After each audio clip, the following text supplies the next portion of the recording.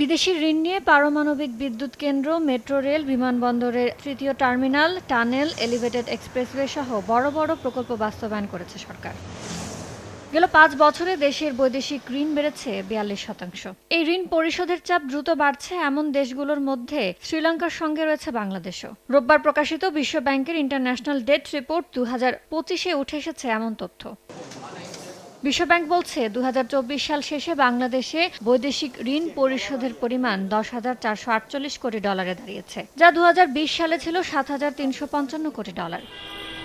সরকারি বেসরকারি খাতে নেওয়া বৈদেশিক ঋণের সুদ ও আসল পরিশোধের পরিমাণ গত ৫ বছরে দ্বিগুণ হয়েছে। ২০২০ সালে বৈদেশিক ঋণের বিপরীতে সুদ ও আসল হিসেবে $৩৭৩ কোটি পরিশোধ করতে হয়েছিল।